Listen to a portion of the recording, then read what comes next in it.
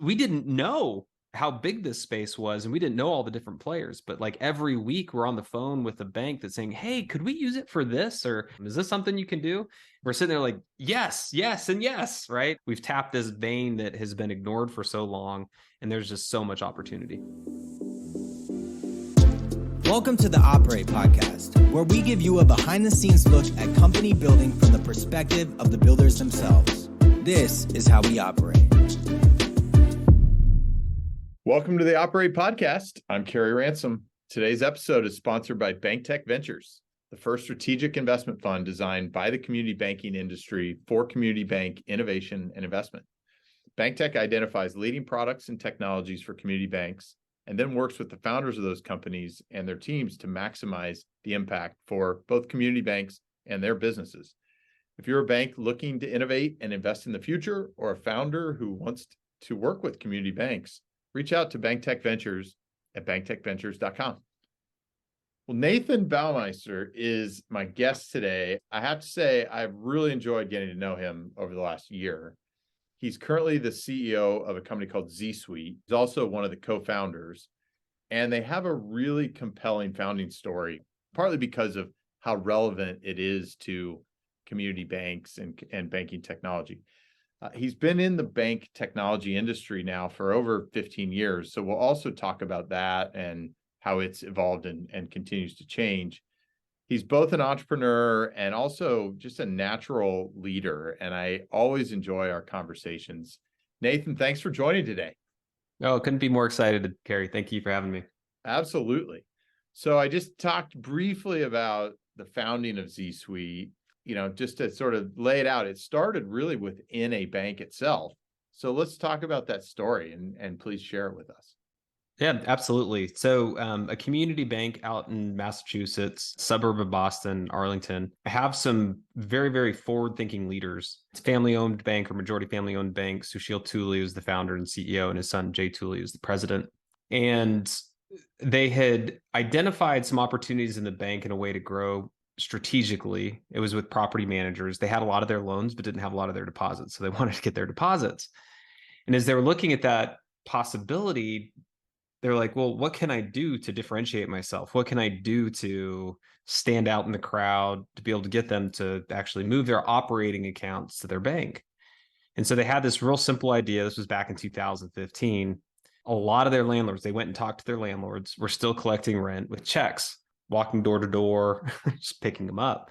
They're like, well, we have these ACH capabilities. We could maybe build something in the web where we could automate rent collection. And maybe if they use that, we give it to them for free, but all of the rent has to be deposited at a bank account with Leader Bank. And they took that inkling of an idea, instead of just leaving it there, they actually picked it up and ran with it. And they started iterating on building out this little product. They ended up calling it Z-Rent, and they had a lot of success. And I think they caught the bug of the idea. It's not about developing products in-house, but developing this idea of, let me talk to a very specific target customer, let me find some needs or pain points that exist, and let me figure out a way to serve it. And in a way to serve it, it could be partnering with someone else, or it could be, developing something in-house. But they kept pulling on this little thread, because they then, as they were talking to property managers and landlords in the Boston area, they started hearing about all these pain points with their tenant security deposit accounts. So they built a little SaaS tool to automate a lot of the compliance with that. Super complicated, what Massachusetts requires from a state law perspective. And they had even more success, so much so that other banks started saying, hey, these cool products that you have, can we license them? Sushil and Jay, as they were looking through this, they're like, well, we're not really a SaaS company. We don't really license products to other banks. Maybe, though, there's a big enough opportunity that we want to do a spin out. Then they're Boston area, so they were familiar with Numerated from Eastern Bank. I know a lot of banks are familiar with like Encino from Live Oak, and there's various different examples of that. Like, maybe we have something here, and they decided to do that. But their first decision or their first thought process was, well, we're a bunch of bankers. We should probably find a fintech guy or gal that has done this before to join forces with as we spun it out. And that's actually how I got in the story. We ended up getting together, having melding of the minds of, okay, well, what is it that we're actually thinking about building? Sure, we could start with these products, but what need are we fulfilling in the marketplace, and does it need to exist? And we decided that there was something there, and we co-founded ZSuite Technologies.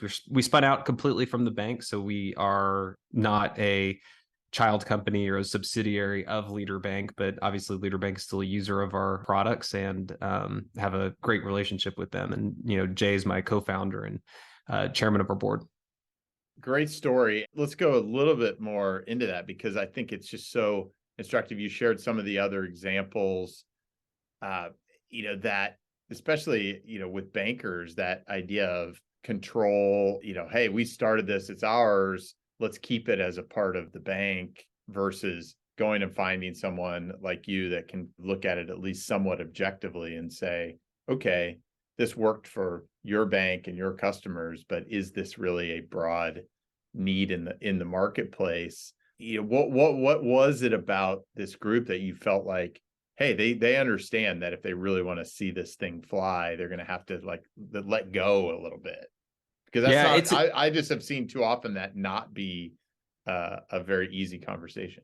Yeah, well, I mean, I think both you and I have seen that not just with like a spin out from a larger company from a bank context, but even a founder of a startup company that got it as far as they could, but they're not willing to let it go to someone else to kind of take it to the next level.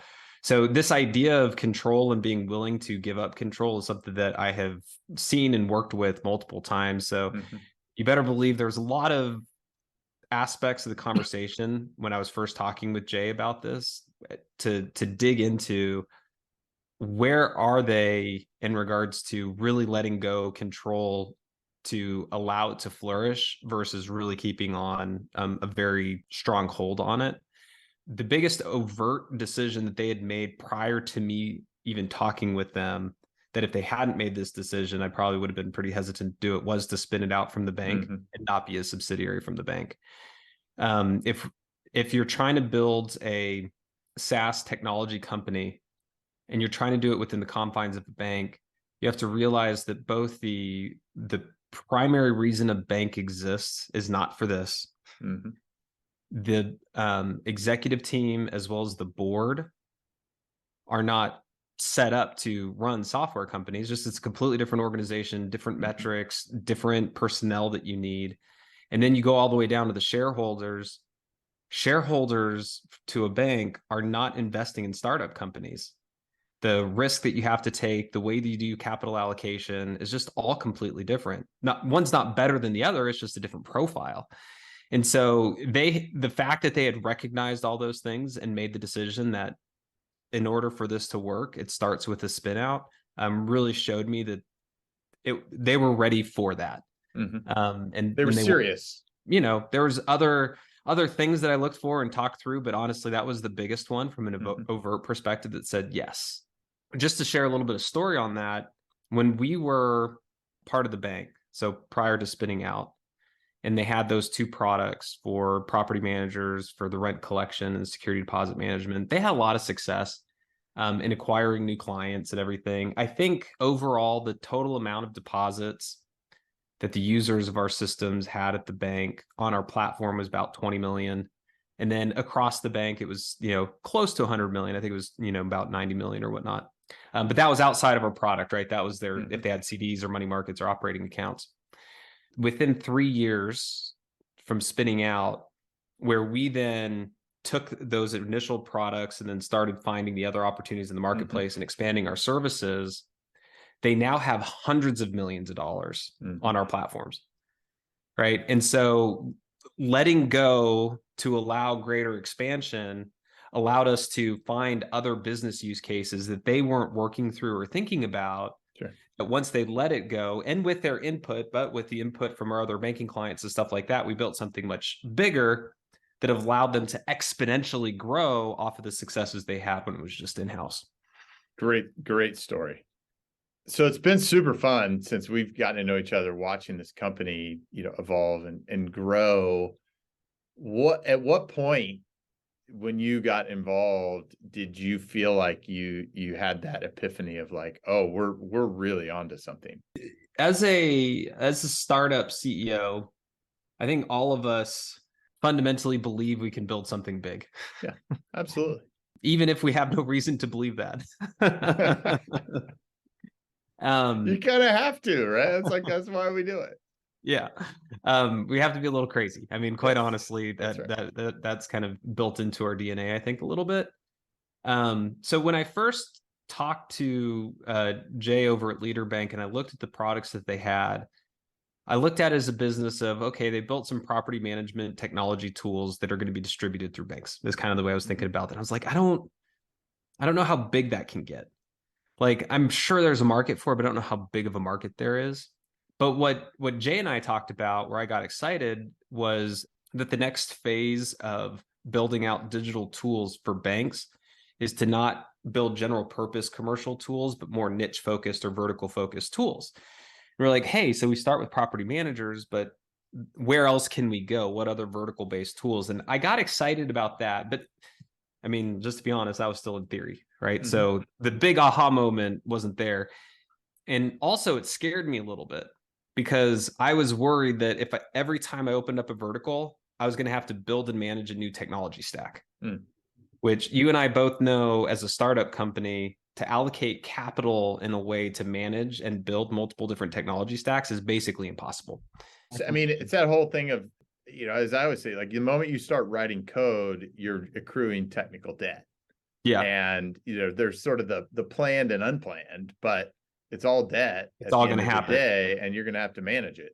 I was worried about both of those things. We'll figure it out, right? You get good people and you work on a problem together and you figure it out. The aha moment came after talking to multiple banks post spin out, and we were sharing our two products and the overall vision. This conversation just kept happening over and over again, where they saw our tenant security deposit product, which it's an example of an escrow account. Mm-hmm. A landlord is holding a tenant's money for a portion of time, but it's not the landlord's money. That's an example of an escrow account. And when we shared that with banks that were in this space, they said, hey, that's cool, but like, ooh, but what? Landlords aren't the only ones that use these escrow accounts. Oh, well, who else? And then they start talking about law firms. They're like, anyone else? And they start talking about municipalities. And they were like, well, anyone else? So they start talking about nursing homes and then funeral homes and nonprofits and 1031 exchanges.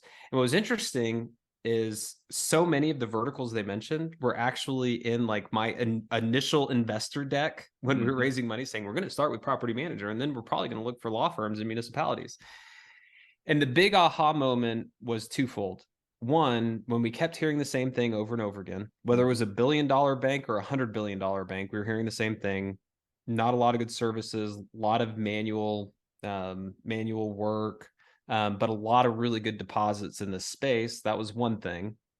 But the other was, I can build one platform. I could build one platform that can then be configured for multiple verticals, which took care of the other big fear that I had. And when we put those two things together, it was like, all right, not only do we believe we have something, we know we have something. Thank you for sharing that. I think just so instructive for others on their journey of sort of how do you figure this out. And I think key to that in my mind is the customer interaction that you had at such a high level and high frequency so early. That's very, very useful as you clearly showed. So you guys recently got to your 50th bank customer. Congrats. That's a great milestone. You've been doing this for a while, not just at ZSuite. Let's talk a bit about selling to and working with banks. Certainly within this banking technology space, a lot of folks with experience and scars and everything in between. What do you find most challenging about it? Let's start with that. Yeah. Obviously, the biggest thing that's most challenging, especially if you're talking about a startup, because time is money, right? We're burning cash every day that we're operating until we can build to critical scale. And so, a lot of banks look at that and they're like, I don't understand this model. Like, yes, you do, because it's the same thing as like multifamily or commercial real estate. It's just in those cases, you get a loan to finance it. And then over time, you get cash flows when people rent your properties. Here, instead of getting a loan, we get VC money or angel money to be able to invest in software and then have recurring payments coming into the future. So it's a very similar model. It's just the financing is different. But the longer it takes to get your tenants, right, the longer it takes to get the banks to work with you, the more you have all these expenditures that you have building out the company. And so it is challenging to sell banks who have a lot of very specific regulatory and compliance based due diligence that they need to do before working with any type of vendor, whether it's a startup or not a startup. And many of the requirements are actually hard to meet when you're a small company or you're a startup. So it's this weird dichotomy where it's like, hey, I want the best new technology, but can we just have the best new technology, but with the financial backing and the balance sheet of a very mature software company that's been, around for 20 years. But honestly, I mean, I have a bunch of friends that work with and run software companies around for 20 years, and they also have a long sales cycle. It is one of the most challenging things, just because time is money, and sometimes it takes a long time to go from initial conversation to when a bank is actually ready to sign on the dotted line and get working with you. So that's the first thing that's challenging. The second thing that's challenging is then navigating the integrations of the technology stack at a bank.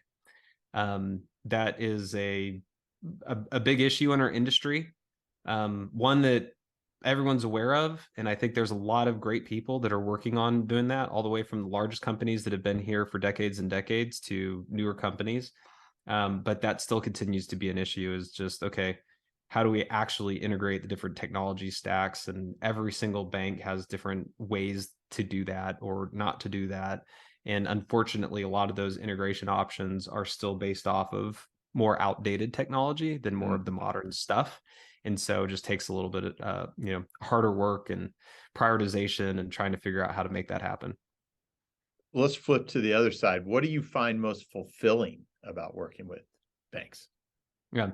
Well, hands down, I am a true believer in the way that the US system has built out our financial structures. And I love being a part of that. So just to touch on a little bit, and I don't want to go out too far off on a tangent, but one of my favorite principles is it's called complex adaptive systems theory, which is basically the idea that super complex systems need to adapt to survive. And how does that actually happen? Like, how does that actually come to fruition? And when scientists started asking this question, they were looking at ant hills and beehives, because very small-minded creatures able to have super complex systems that can survive, whether it's a drought, a forest fire, a flood, a snowstorm, an ice storm. Somehow they still survive, right? How is it that these very simple-minded creatures can have such complex systems? And what they found was, if you have very, very simple principles to follow, and you push down the decision making all the way down to the level of the person that's actually coming in contact where that decision needs to be made, that's where it happens. If you do command and control structures of the person at the top just saying everything that needs to happen, it works really well to build the initial beehive or anthill. But as soon as something changes, then it's over. Like, they can't adapt quickly enough.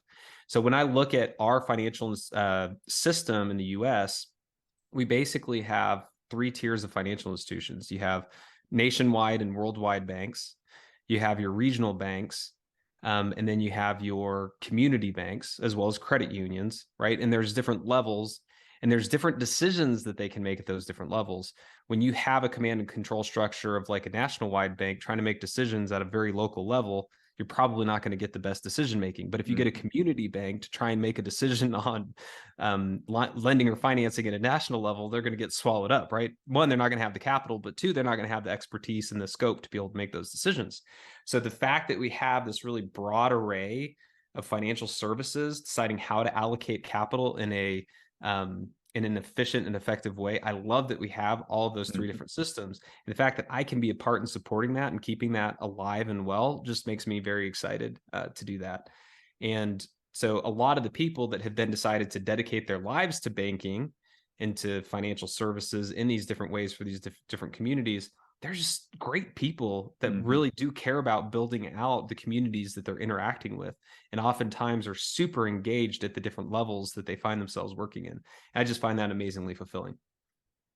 That's super cool. And I think thank you for orienting as well, because that's not something that many folks just think about if they're not in and around our financial system. I think, you and I have talked about that, like just community banking as a sheer existence is a very unique feature of our financial system compared to any other country in the world. And I think the idea that that makes it more adaptive is a really interesting thing to think about. You talked about some of the solutions that you have. Let's go back to the suite.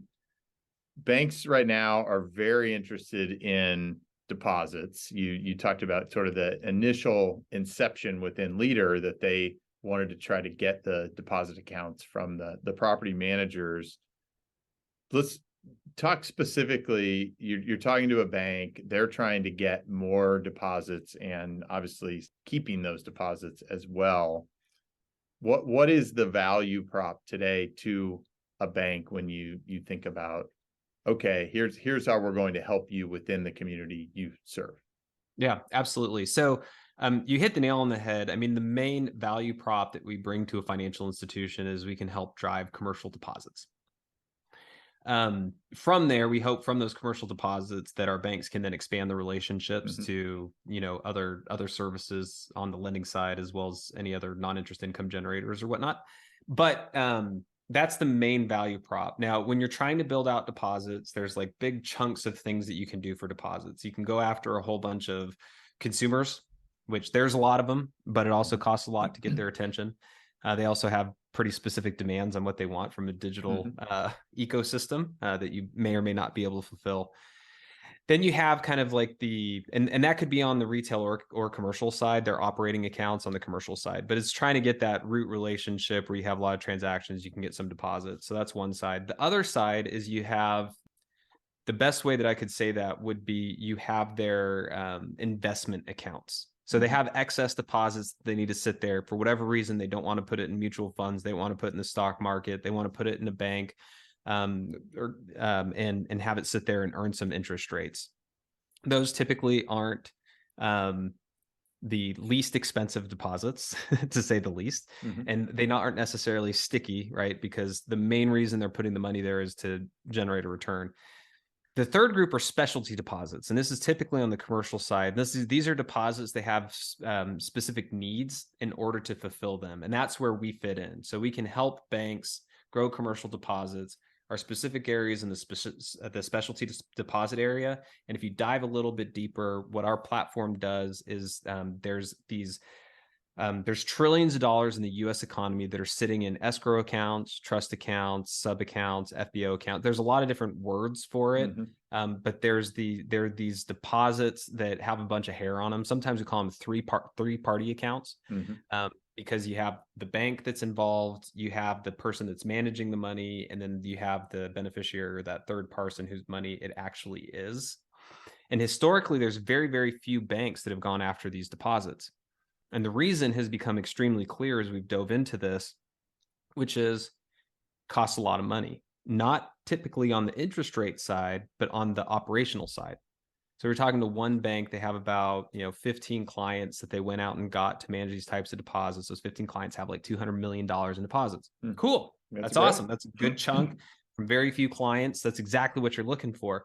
They have 3 full-time employees doing nothing but answering the phone all day. Hey, what's my sub account balance? Hey, can you open up this escrow account? Hey, can you do this? Hey, can you do that? So the banks always care about their efficiency ratios, right? That's how much money they have to spend in order to make money from an operating perspective. And if they have to keep hiring full-time headcount to be able to support these deposits, then maybe the juice isn't worth the squeeze. So what we've done is we've built a digital platform to make it so that we can take that operating cost way down. For example, one bank that we worked with, they had 3 full-time employees, and now it's like 0.1 of their employees is working on supporting these accounts, right? So we can make a dramatic difference in regards to that. So now the con of working on these types of special deposits in the commercial escrow and sub-accounting field, the fact that they're sticky, the fact that they're typically lower cost has gone down quite a bit, or is still there, but then the actual cost to operate it based off of our platform, we've been able to manage that so they look way more attractive. And since this is a newer space and there's not a lot of players out there, and most of the technology used to manage it is really bad and very manual, there's still a lot of opportunity to gobble up a whole bunch of market share here. And once you have it in place in your bank, you can more confidently go out proactively to try to get more, because now you've built scalability into your offering. Yeah, absolutely. As you build out the scalability, you also build out kind of the knowledge on like what are the types of companies to go after, what are the typical sticking points, all that fun stuff. But anyways, it's been really fun to be able to work in this space, because honestly, some of our biggest commercial customers from our banks in terms of deposits aren't even in the verticals that we thought were going to be the biggest verticals. We didn't know how big this space was, and we didn't know all the different players, but like every week we're on the phone with a bank that's saying, hey, could we use it for this? Or, hey, someone called me up for this. Or, hey, we just talked to this one new software startup that they need to manage escrow accounts, and they just want to use APIs to manage all of them. Is this something you can do? We're sitting there like, yes, and yes, right? I mean, it's really cool, just because we've tapped this vein that has been ignored for so long, and there's just so much opportunity. And that's the beauty of building, as you described it earlier, this configurable platform, is that you're not, I mean, you may reach some limits on certain, but you're going to have a lot of new opportunities that you didn't even fully realize, as long as the key parts are malleable to work with, which is awesome. So let's transition that a little bit into, the roadmap. Like, what is on your roadmap now for the next couple of years, at least, that you're willing to share? Yeah, so the big thing that I'm really excited about is I'm a big fan of focus, so much so it's actually one of our 4 company values. And so as I look at the opportunity at commercial escrow and sub-accounting, it is such a unique space. And there's so many different flavors of it, because the different rules and regulations change based off of industry as well as geography, like where it's located. Sometimes the laws are federal, sometimes they're state, sometimes they go all the way down to the city.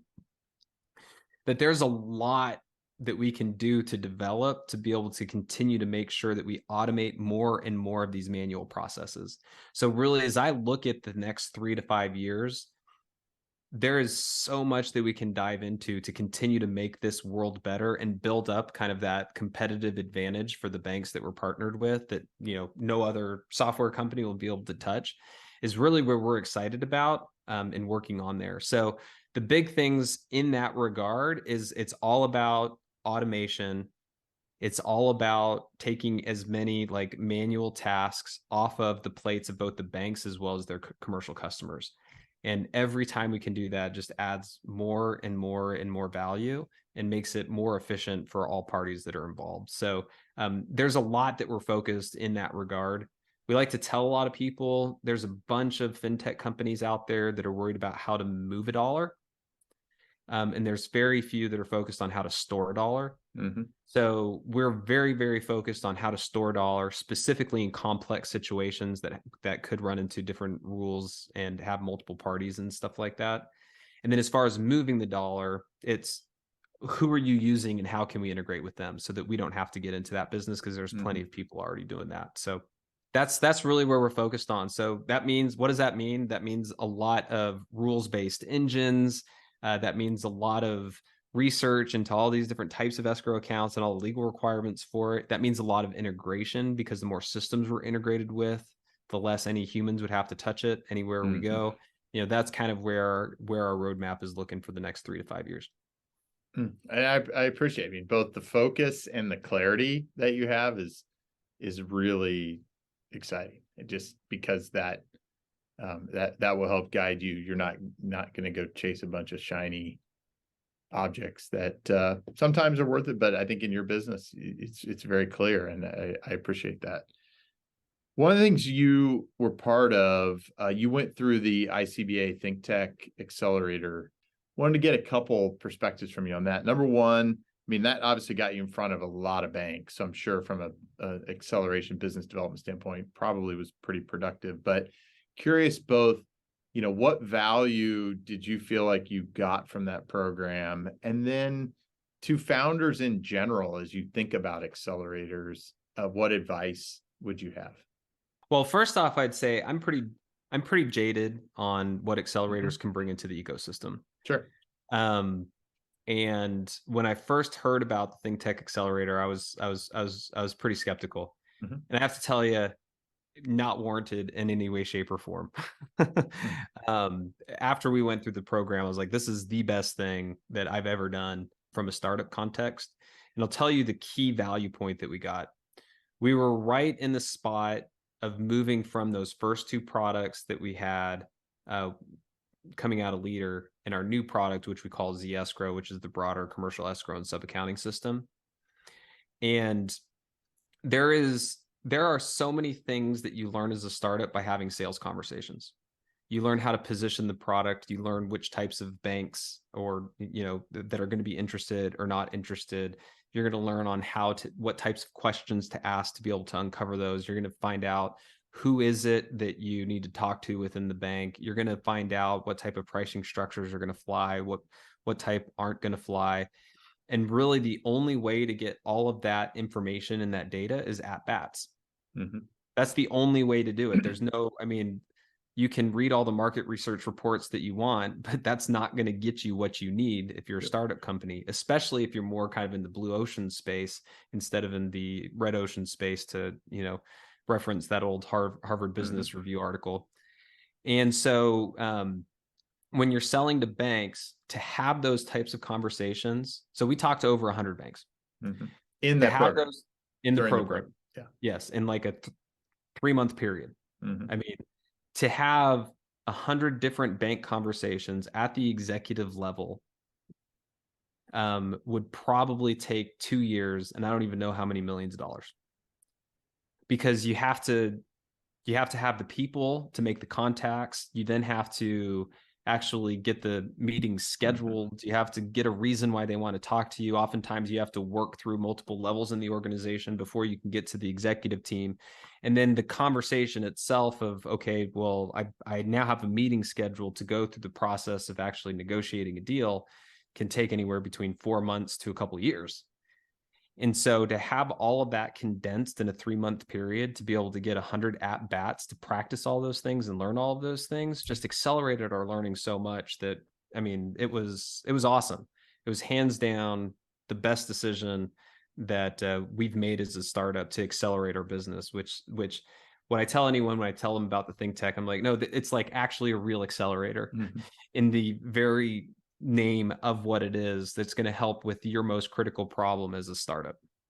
So as you think broadly about accelerators, what advice would you have for founders?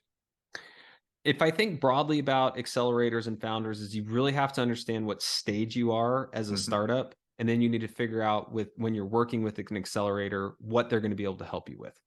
Great feedback. The stage you're in and what the accelerator can help you with, there has to be a good fit.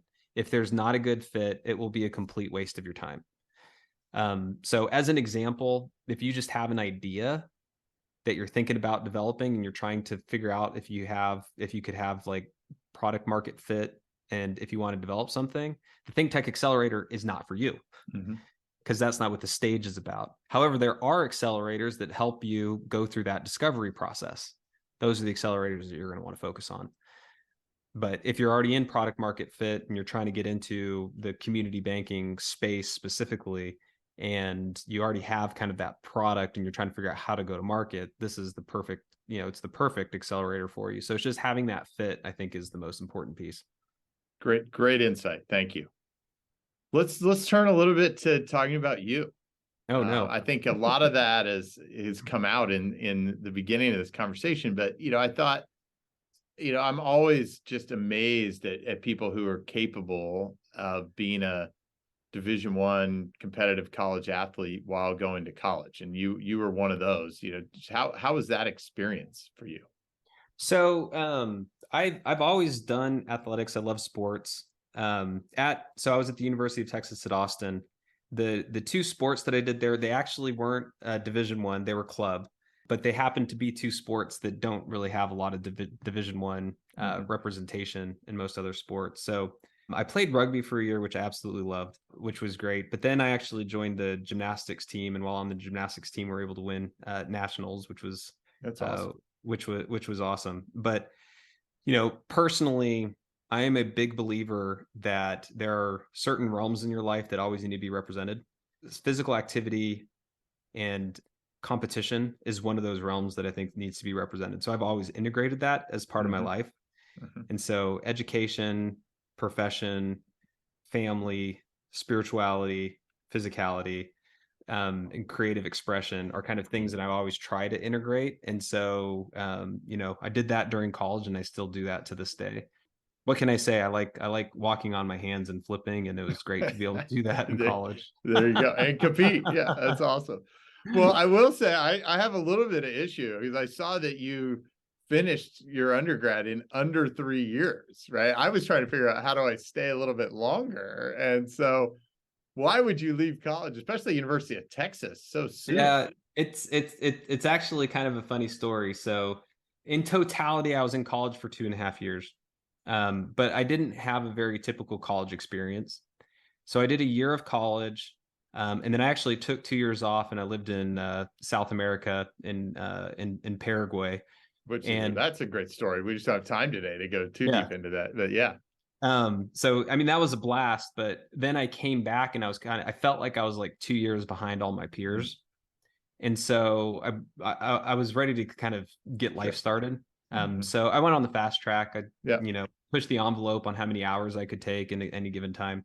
But I will say this, during that, my second phase of college, when I was finishing out, also got married. And I called up my wife one day, and she had graduated and she was working full time. So, she was taking care of me while I was there. And during high school, I was a competitive diver. And so I was on the gymnastics team. We won nationals, and that was great. And I made the mistake of going to a diving meet one time, and I was watching these collegiate divers, and I was like, man, I could compete with these guys. And in this case, they were D1 NCAA athletes, right? It wasn't club. It was actually for NCAA D1. So I called up my wife and I said, I have an idea for you. She's like, as she's sitting at work, right? What if I go ahead and get another major, I stay in college for a couple more years, and I joined the diving team? She's like, who are you?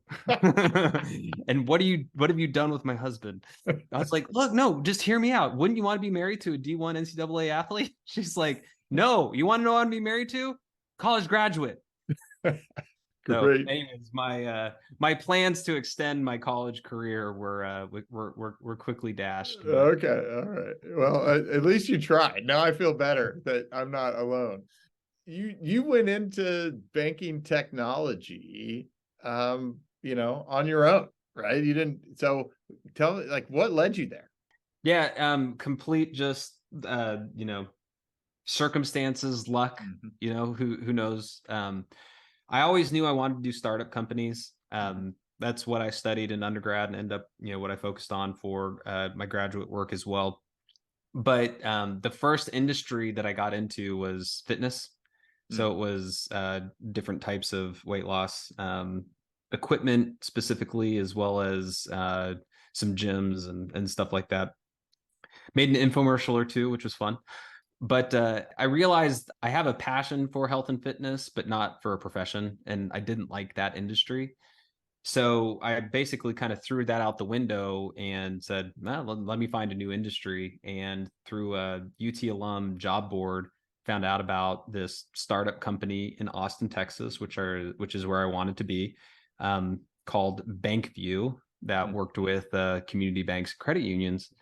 And I also talked to another company called Bazaar Voice, which is interesting. Both of them go by BV. It was Bazaar Voice and BankView. Bazaar Voice does reviews for retail products online. BankView did product development stuff for banks. And I talked to each of them, and I said, where are you at? And BankView said, we have about maybe 40, 50 bank clients. And I said, how many are there? And they're like, over 10,000. And I asked Bazaar Voice, where are you at? And they're like, we already work with, the majority of the Fortune 50 retail-based companies. And I was like, I want to go to the one that they don't have any penetration whatsoever, and join that company. And that's how I fell in love with the industry and learned about the industry, was working with that company. That company still exists. They're rebranded now as Kasasa. Yeah, very, very well known within the banking tech industry. So you've been in it for a while. What's your view on the next decade in banking technology? Yeah, it's there's a lot of people that opine on this. I mean, I can go with all the typical things. The branch is going to go away, right? Like, I mean, we could go through those. I think the thing that's most interesting to me, though, is following the waves of digital transformation that are happening. I think the first wave was very, very much focused on allowing people to self-serve on their own. So it's building out user interfaces and digital interfaces. First, it was for the bank employees to do it. Then it was for the end consumers to do it. Now you're seeing more commercial customers can do it, but it allows it where before, people had to do a bunch of manual things and move things around and stuff like that, where now they can do it themselves through some sort of user interface. I think the next wave of digital transformation that's going to start to happen, that's most interesting to me. I mean, I know there's all the AI stuff and machine learning stuff, and there's some really cool things going on from that perspective. But if you just get into like the roots of, especially on the commercial side, the pain points, it's double entry. You have a company that probably has like 4 or 5 different SaaS systems that they use to be able to manage their business. And then some of those have to be integrated with their bank as well. And so they're going from these 4 or 5 different systems internally, and then they're going to their bank. And lots of times they're having to rekey information or, put together some things or like pull out data and upload it.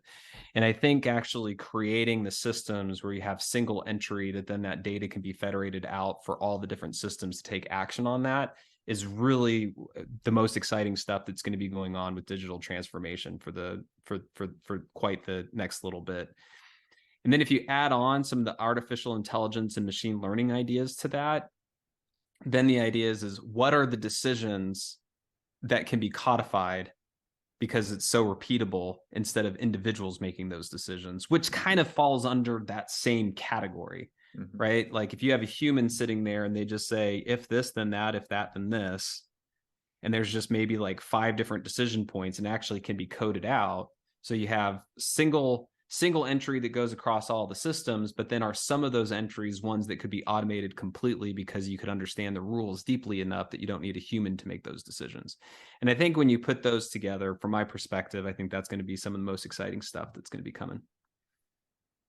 Awesome. I think that's very clearly defined, and agree with you. That will unlock a lot of interesting opportunities. And, the way I tend to think about it, I'm an optimist. I know you are as well.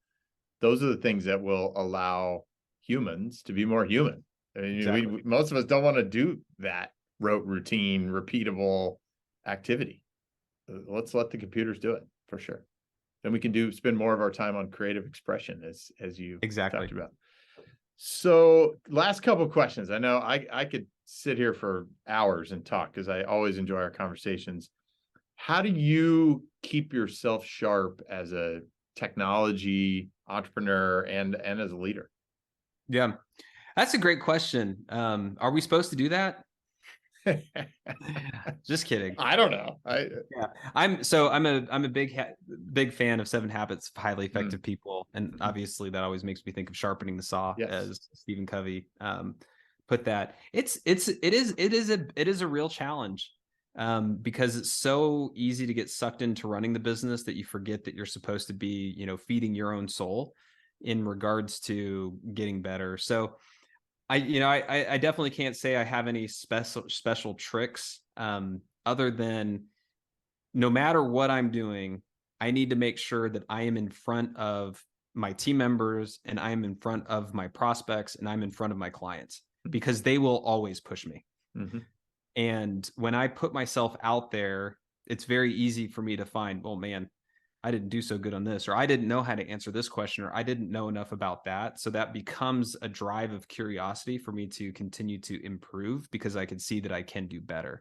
And I think that it's pretty easy in various leadership roles to put yourself in an ivory tower a little bit and not put yourself out there in front of people where you're challenged and when you're asked those questions, or when you can really easily find out what deficiencies you have.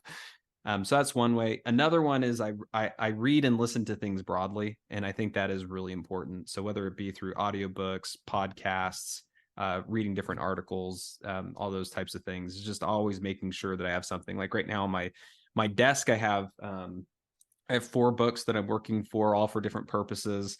I have about 5 or 6 different podcasts that I listen to that aren't just business focused, which I think is really important, because you shouldn't just focus on your own discipline, because you'll learn so much by going into other disciplines outside of that. And I'm always listening to some sort of fiction book. It could be historical fiction. I also like, the sci-fi and fantasy type stuff, because I've actually learned a lot about building empathy and character development and those types of things just through those things. So don't have any special secret, I don't think, but just, be curious and drive that curiosity, and don't be afraid to put yourselves in situations that you become uncomfortable, because more often than not, that will drive you to be better. Really good. Okay, last question. We'll end on this one. What are you most excited about for ZSuite this year? This year, what I'm most excited about, we've talked about how every startups have different stages. I'm really excited that we're moving to the scale stage, and it's a new phase for us, right? It's not a new phase for most of the people on my team, because we've done it before, but it's doing in this part. Like the first one, you kind of have an idea, you get MVP, you try and find product market fit. Then once you find product market fit, can you actually get repeatable distribution? Once you figure out how to get repeatable distribution, okay, now how are you going to actually support and build the systems, processes, and things to be able to get that scalability, so that as customers are coming in, as users are coming in, as banks are coming in, that you can, support all those things. So this is an exciting time at the company with new challenges to work through, that I just look forward to. I think it's a fun place to be. Awesome. Well, Nathan, thank you for joining me. I'm super grateful for our partnership. I mean, the BankTech team has really enjoyed being part of Team ZSuite, and excited for what's ahead in our partnership as well. Always such a fun conversation too. And I'm glad we could record it, and let's go make 2023 a great year together. It is 100% mutual. We love working with you and the team, and love everything that you're doing and dedicating to this space and helping out on both sides of the coin. Thank you for listening to this week's episode of Operate Podcast. If you like this conversation, as a favor to me, you can rate us, review us, or subscribe, or tell your friends. You can also reach out to us on Twitter at Operate Podcast. Until next week.